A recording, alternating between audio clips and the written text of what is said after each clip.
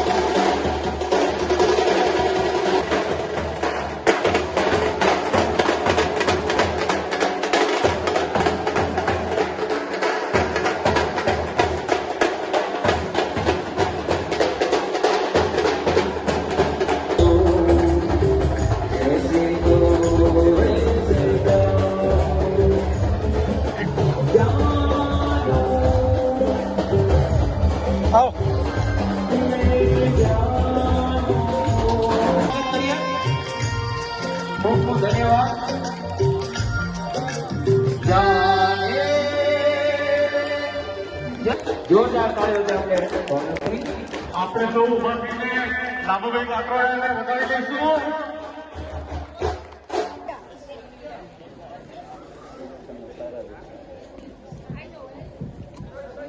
એવું ના કરતા પ્લીઝ યાર, માફ કરજો મને, મંચ ઉપરથી જ કહું છું. બરોબર છે, મજા આવી રહી છે. ભાઈ મહેમાન પધારી રહ્યા હશે સાહેબ શ્રી.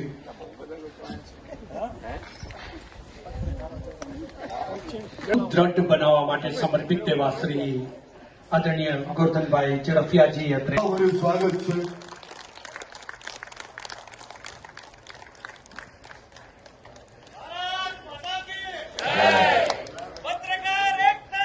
જિંદાબાદ માતા કી, ભારત માતા કી. પધારશો સાહેબ. હા તો સાહેબ શ્રી આપણે બિરાજ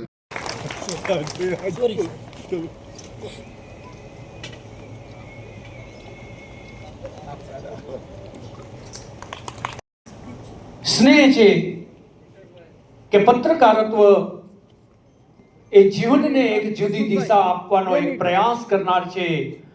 સોની પ્રદેશ ઉપપ્રમુખ શ્રી દ્વારકા, શ્રી જયમલસિંહ જાડેજા પ્રદેશ ઉપપ્રમુખ શ્રી. થાય કે નહીં, અમારા માટે કંઈક કર્યું છે. આ પગલું પત્રકાર એકતા પરિષદ ભરી રહી છે ત્યારે આજના કાર્યક્રમમાં સેંકડોની સંખ્યામાં એટલે લગભગ 700 જેવા પત્રકારોની હાજરી હતી. આખા ગુજરાતમાંથી 17-18 જિલ્લાના હોદ્દેદારો પણ હાજર હતા. આમંત્રિત મહેમાનો ગોરધનભાઈ ઝડફિયા કે ધારાસભ્ય ધવલસિંહ સહિત બધા હાજર હતા. ફિલ્મ ઇન્ડસ્ટ્રીના કલાકારો પણ હાજર હતા અને બધાની હાજરીમાં આ કાર્યક્રમ ખૂબ સારી રીતે સફળ થયો છે. આવી જ સફળતા મોટી સંખ્યામાં બધા વિમાનો લાભ લે ત્યારે મને એનું ગૌરવ હશે કે સાચા અર્થમાં મારું અધિવેશન સફળ થયું. લાભુભાઈ કાંતરોડિયા, અધ્યક્ષ પત્રકાર એકતા પરિષદ ગુજરાત.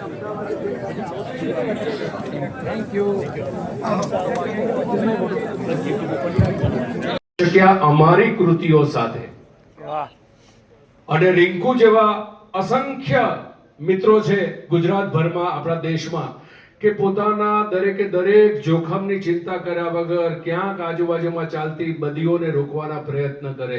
અને એ જ માટે 5 મુદ્દાઓની એક નાનકડી વાત લઈને આવ્યો છું કે સલામ કેમ મારે તમને કરવી છે. પત્રકારત્વ મારો અનુભવ અને વર્ષોથી જોઉં છું કે પત્રકારત્વ ક્યારે ખિસ્સું ભારે કરવાના સપના લઈને પૂરું થઈ જ ના શકે. અને આટલી સમય, શક્તિ, આટલી બધી વેદનાઓ અને પીડાઓ પછી પણ એકવાર પત્રકાર હોય એ માણસ ફરી પાછો બીજા પ્રોફેશનમાં પોતાની જાતને જોડી ના શકે. एक्चुअली ये आशीर्वाद है कारण के समाजનો 1% भाग एवो होवो જોઈએ કે જે સમાજ આપણે બનાવ્યો છે સમાજને કેવી રીતે સુરક્ષિત રાખવો